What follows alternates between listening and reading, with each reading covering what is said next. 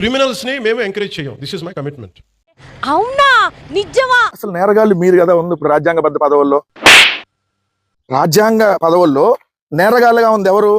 ఇప్పుడు ముఖ్యమంత్రి చంద్రబాబు నాయుడు గారి మీద 19 కేసులు ఉన్నాయి, క్రిమినల్ కేసులు. ముఖ్యమంత్రి కొడుకు నారా లోకేష్ మీద ఏదైతే 17 కేసులు ఉన్నాయి.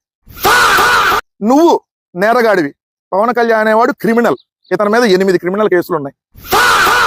ఇదే కేబినెట్ లో ఉన్న కొల్లు రవీంద్ర మీద 15 క్రిమినల్ కేసులు ఉన్నాయి.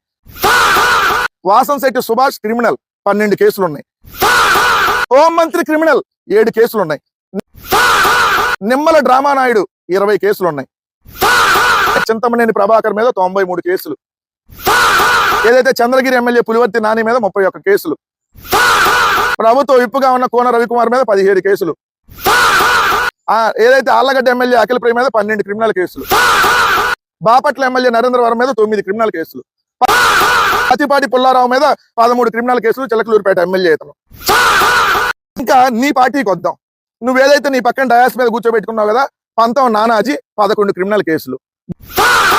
బొమ్మిడి నాయకర్ జనసేన ఎమ్మెల్యే 6 క్రిమినల్ కేసులు. మంత్రి కందుల దుర్గేష్ 7 క్రిమినల్ కేసులు. నీ ఎమ్మెల్యే నిమ్మక జయకృష్ణ 6 క్రిమినల్ కేసులు.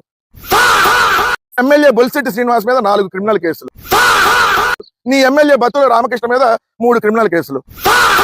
అరవకుండానే 5 సార్లు అరవకుండా అబార్షన్ చేసి అరిచిన తర్వాత కొడుతున్నటువంటి నీ అరవ శ్రీధర్ మీద 1 క్రిమినల్ కేసు. ఇది నీ భాగవతం. నువ్వు ఈరోజు రాజ్యాంగబద్ధ పదవుల్లో నేరగాండి రానివను. ఈ లిస్ట్ ఏందనుకున్నా మీ నేరగాళ్ళ చరిత్ర లిస్టు.